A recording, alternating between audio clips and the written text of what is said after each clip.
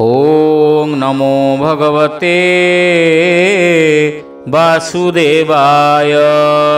सप्तम स्कंद चतुर्थ अध्याय।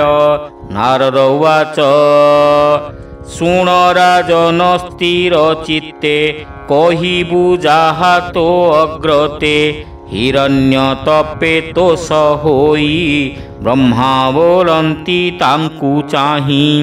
ब्रह्मा उवाच शुण हे असुर पुंगव तोहर तपए दुर्लभ जेते मागिलु बर मोते प्राणी की दुर्लभ जगते तोहर तपेतोष होई देवी अन्यथा एथे नाही।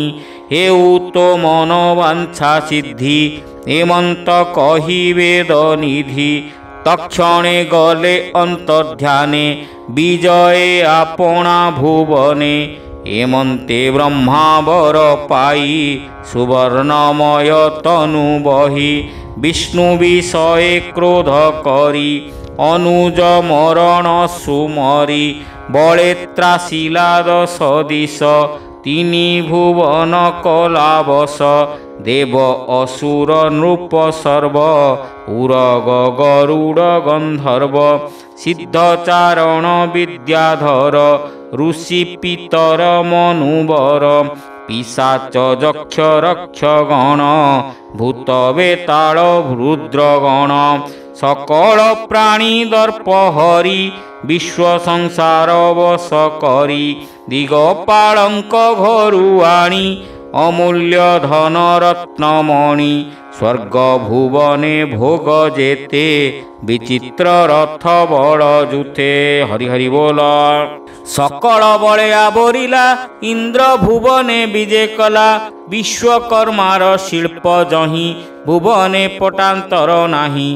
त्रैलोक्य लक्ष्मी जही बसे अशेष संपद प्रकाशे मर्कत भूमि जही साजे प्रबाल पावच्छ विराजे स्फटिक पाचेरी आरंभ निर्मित वै दुर्जस्तंभ उपरे विचित्र वितान माणिक्य घटित आसन सज्जा रचित जही होए दिशंती दुग्ध फेन प्राय लंबई मुकुतार झरा सुवर्ण पुष्प केरा केरा दिव्य कामिनी गण तही चलंती इतस्तत होई चरणे नुपुर बाजेणी रत्न मेखलार साजेणी रत्न मेखला पूर्ण ज्योति तड़ित प्राय झटकंती आपणा मुख रत्न कांथे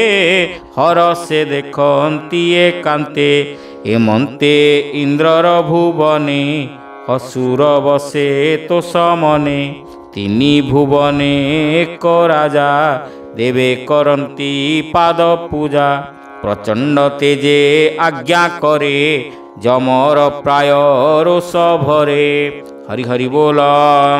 सुगंध मध्य करी पान स्वभावे घूर्णित लोचन तंबार प्राय चक्षु जले देवे मिलिले पाद तले हस्तरे घेनी उपायन दिशंती अरक्ष जेसन स्वभावे तपजोग बले विराजे आदित्य मंडले सर्वदेवता तार पासे खटंती जीवनर आसे विधाता विष्णु महेश्वर एहु रहिले निजपुर एहांकु छाड़ी सर्वदेवा तार चरणे कले सेवा इंद्र आसने करी विजे इंद्र हूँ अधिक विराजे गंधर्वे मिली ता चरणे संगते अपसरा गणे तुम्बरु नारद सहिते मिलिले विश्वावसु जेते मिलिले सिद्ध ऋषि गणे सभये असुर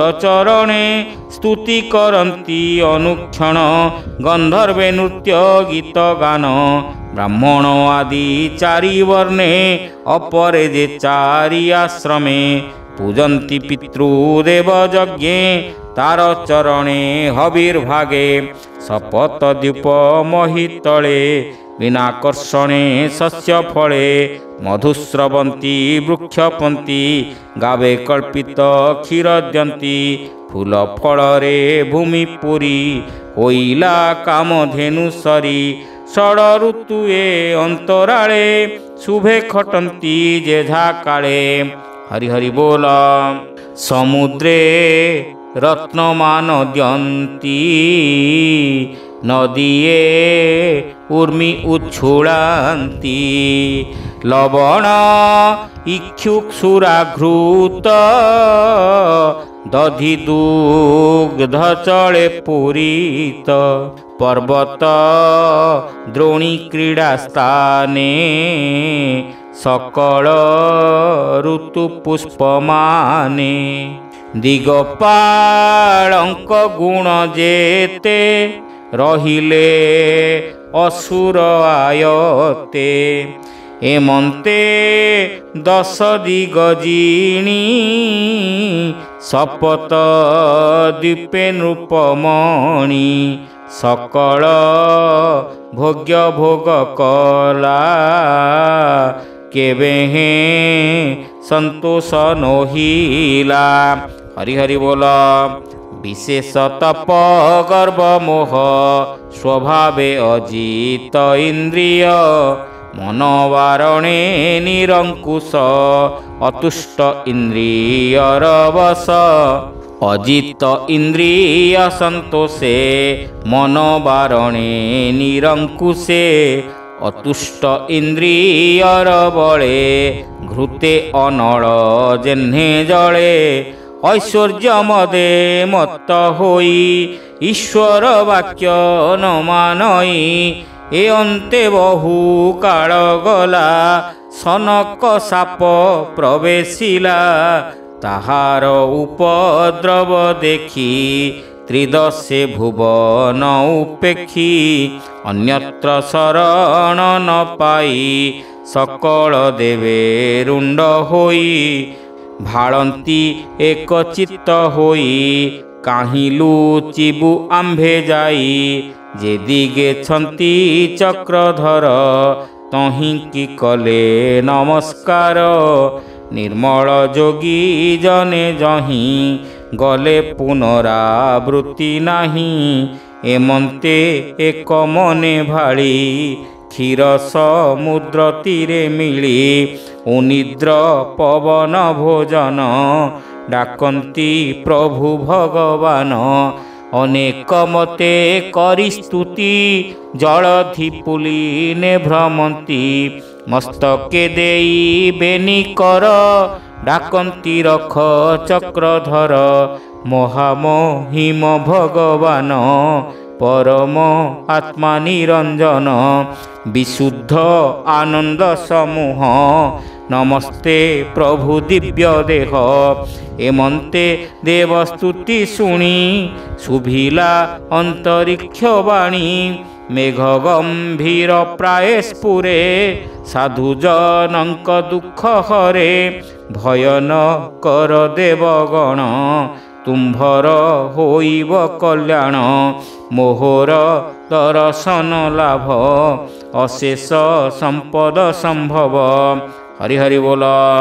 ପାପୀ ଅସୁର ଦୁଷ୍ଟ ପଣେ ଭୟ କମ୍ପିଲେ ଦେବଗଣେ ଏ ଭୟ କରିବି ମୁଁ ଶାନ୍ତି ତୁମ୍ଭେ ନ କର ମନେ ଭ୍ରାନ୍ତି ଅଳପ କାଳ ଦୁଃଖ ସହ ନାସିବି ତୁମ୍ଭର ସନ୍ଦେହ ବେଦ ବଚନ ପୁରାତନ ଭୋଦେବ ସାବଧାନେ ଶୁଣ ଏ ଯେବେ ଦେବଙ୍କୁ ନିନ୍ଦିବ ଗୋରୁ ବ୍ରାହ୍ମଣ ବିନାଶିବ ସାଧୁଜନଙ୍କୁ ଦୁଷ୍ଟପଣେ ଯେବେ ହିଂସିବ ଅକାରଣେ ନିର୍ଦୋଷ ପ୍ରାଣୀଙ୍କର ମନେ କ୍ଲେଶ ସମ୍ପାଦେ ଅନୁକ୍ଷଣେ ମୋତେ ଏ କରି ରିପୁ ଭାବ ତେବେ ଏ ବେଗେ ନାଶ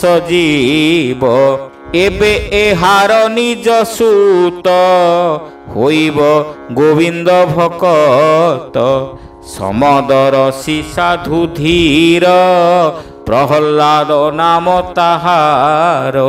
ତାହାକୁ ଅସୁର ଲଙ୍ଘିବ କୋପେ ଅନେକ ଦୁଃଖ ଦେବ। ତାହାକୁ ସଙ୍କଟୁ ରଖିବି ବ୍ରହ୍ମାର ବର ବିନାଶିବି। ଉଶ୍ୱାସ କରି ମହିଭାର ଦୁଃଖ ବିନାଶିବି ତୁମ୍ଭର। କହନ୍ତି ବ୍ରହ୍ମାର କୁମାର ଶୁଣ ହେ ରାଜା ଯୁଧିଷ୍ଠିର। ନାରଦ ଉବାଚ ଏମନ୍ତେ ଆକାଶର ବାଣୀ ଶୁଣି ନ ମିଳେ ଚକ୍ରପାଣି। ଗୋବିନ୍ଦ ବଚନେ ବିଶ୍ୱାସ ଜାଣିଲେ ନିଶ୍ଚୟ ଜୀବନାଶ। ବିଷ୍ଣୁଙ୍କ ପାଦ ପଦ୍ମେ ନମି ଦେବେ ଚଳିଲେ ନିଜ ଭୂମି। ଏବେ ହୋ ଶୁଣ ଧର୍ମସୂତ ଭକତ ପ୍ରହ୍ଲାଦ ଚରିତ। ଯାହା ଶୁଣନ୍ତେ ପ୍ରାଣୀ ଦେହେ ଅଶେଷ ଦୁରିତ ନ ରହେ। ହିରଣ୍ୟକଶିପୁର ପୁରେ ତାହାର ପତ୍ନୀର ଉଦରେ। ଜନ୍ମ ଲଭିଲେ ଚାରି ସୁତ ତେଜେ ବିରାଜେ କି ଆଦିତ୍ୟ। ସେ ପ୍ରହ୍ଲାଦ ଜ୍ୟେଷ୍ଠ ସୁତ କୃଷ୍ଣ ଭଜଇ ଅବିରତ। ଗୁଣେ କି ଦେବା ପଟାନ୍ତର କୃଷ୍ଣ ଭକତ ମଧ୍ୟବର। ସତ୍ୟ ସମ୍ପନ୍ନ ଶୀଳ ଗୁଣେ ସେବଇ ବିଷ୍ଣୁର ଚରଣେ। ସର୍ବଭୂତଙ୍କ ମଧ୍ୟେ ପ୍ରିୟ ସ୍ୱଭାବେ ବିଜିତ ଇନ୍ଦ୍ରିୟ। ସନ୍ଥ ଚରଣେ ଦାସ ପ୍ରାୟେ ଦୁଃଖୀଙ୍କି ସେବେ ପିତୃସ୍ନେହେ। ସମାନେ ଭଜେ ଭାତୃଭାବେ ଗୁରୁଙ୍କୁ ଈଶ୍ୱର ସ୍ୱଭାବେ। ବିଦ୍ୟାର୍ଥୀ ରୂପେ ସ୍ନେହ ସାର ସ୍ୱଭାବେ ଗର୍ବ ନାହିଁ ତାର।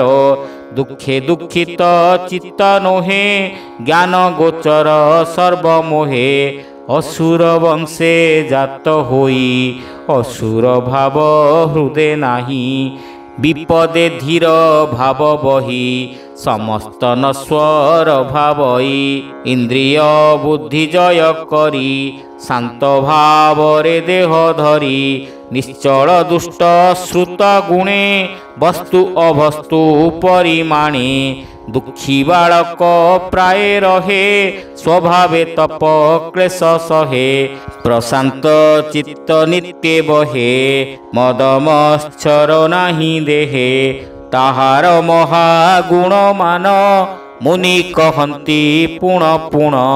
ସେ ପୁଣି ବିଷ୍ଣୁର ବିଷୟ ଲକ୍ଷିତେ ଅଲକ୍ଷିତେ ରହେ। ସୁର ସଭାରେ ଯାର କଥା ନିତ୍ୟ ଗାବନ୍ତି ସାଧୁ ଗାଥା। ଶତ୍ରୁଙ୍କୁ ମିତ୍ର ପ୍ରାୟ ଦିଶେ ଯାର ମହିମା ବିଷ୍ଣୁ ଅଂଶେ। ତାହାଙ୍କୁ ସାଧୁ ସଭା ମଧ୍ୟେ ପ୍ରଶଂସା କରନ୍ତି ଆନନ୍ଦେ। ଯାର ମହିମା ମୁନି ଗଣେ ଚିତ୍ତେ ଭାବନ୍ତି ଅନୁକ୍ଷଣେ। ସ୍ୱଭାବେ ତାର ଶୁଦ୍ଧମତି ହରିଚରଣେ ନିତ୍ୟ ରତି। ବାଳକ ମେଳେ କ୍ରୀଡ଼ା କରେ କ୍ରୀଡ଼ା କନ୍ଦୁକ ନ ସୁମରେ। ଜଡ଼ର ପ୍ରାୟ ହୋଇ ଖେଳେ ଚିତ୍ତ ଗୋବିନ୍ଦ ପାଦ ତଳେ। ନଥାଏ ସଜ୍ଞାତାର ଦେହେ କୃଷ୍ଣେ ଆବିଷ୍ଟ ହୋଇଥାଏ। ମନତା ଗୋବିନ୍ଦ ଚରଣେ ସଂସାର ସୁଖ ସେ ନ ମଣେ। ଜାଗ୍ରତେ ଶୟନେ ଭୋଜନେ ଭ୍ରମଣେ ବାକ୍ୟ ଆଳାପନେ। କୃଷ୍ଣ ଚରଣେ ଚିତ୍ତ ଦେଇ ବିଷୟର ସେ ଜ୍ଞାନ ନାହିଁ। କୃଷ୍ଣ ଚରଣ ଚିନ୍ତା ବଳେ କିଏ ବା ବୋଲେ କିବା କରେ। ନିର୍ଲଜ ପ୍ରାୟ ନୃତ୍ୟ କରେ ହସି କାନ୍ଦଇ ଉଚ୍ଚ ସ୍ୱରେ। କୃଷ୍ଣ ଗାୟନ ସେ ଆନନ୍ଦେ ନିର୍ମଳ ଭକ୍ତି ଭାବ ଭେଦେ। କୃଷ୍ଣର ଚେଷ୍ଟା ନିତ୍ୟ କରେ ସୁଜନ ଜନଙ୍କ ସଙ୍ଗରେ। କୃଷ୍ଣ ଚରଣେ ଭାବେ ମଜି ପୁଲକ କରେ ରୋମରାଜି। ଆନନ୍ଦେ ଅଶ୍ରୁ ଝର ଝର ନିରତେ ବହେ ଚକ୍ଷୁଦ୍ୱାର। କୃଷ୍ଣ ଚରଣ ସେବା ଭୋଳେ ରମଣୀୟ କିଞ୍ଚନ ମିଳେ। ଆତ୍ମା ନିବୃତ ଅନୁକ୍ଷଣେ ବିଷୟ ସଙ୍ଗ ଦୁଃଖ ମଣେ। ଏମନ୍ତେ ପୁତ୍ରର ବିଷଏ ହିରଣ୍ୟକଶିପୁ ନିର୍ଦ୍ଦୟେ ଯାତନା କରେ ଅତିରେକେ କେ ସହିପାରେ ନରଲୋକେ।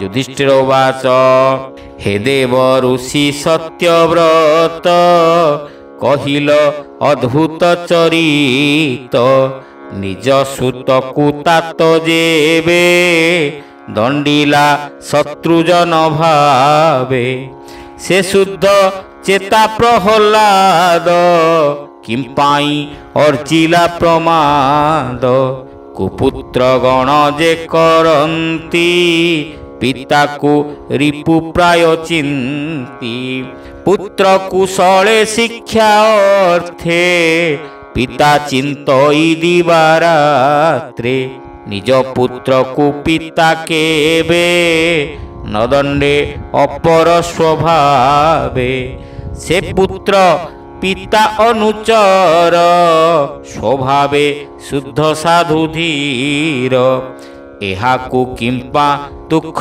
ଦେଲା ମୋତେ ତ ସନ୍ଦେହ ଲାଗିଲା ଯେ ପିତା ପୁତ୍ରେ ଦିଏ ଦୁଃଖ ସେ କଥା ମରଣୁ ଅଧିକ ଏଣୁ ଦୁଃଖିତ ମୋର ମନ କହ ହେ ବ୍ରହ୍ମାଙ୍କ ନନ୍ଦନ। ଶୁକବାଚ ହେମନ୍ତ ଧର୍ମ ସୁତ ବାଣୀ ନାରଦ ସଭା ମଧ୍ୟେ ଶୁଣି କୃଷ୍ଣ ଚରଣେ ଦେଇ ଚିତ କହିଲେ ବିଷ୍ଣୁର ଚରିତ ସେ ବ୍ରହ୍ମ ମୁନିର ଚରଣେ ସୁଜନ ନମ ଅନୁକ୍ଷଣେ ତୁମ୍ଭର ହିତେ ଭାଗବତ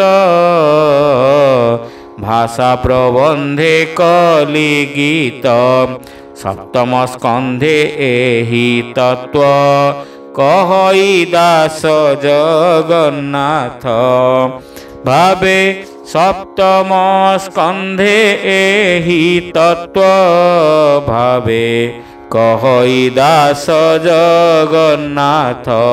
ହରି ହରି ବୋଲ। ଇତି ଶ୍ରୀମଦ୍ଭାଗବତେ ମହାପୁରାଣେ ପାରମହଂସ୍ୟାଂ ସଂହିତାୟାଂ ସପ୍ତମ ସ୍କନ୍ଧେ ପ୍ରହ୍ଲାଦ ଚରିତେ ନାମ ଚତୁର୍ଥ ଅଧ୍ୟାୟः।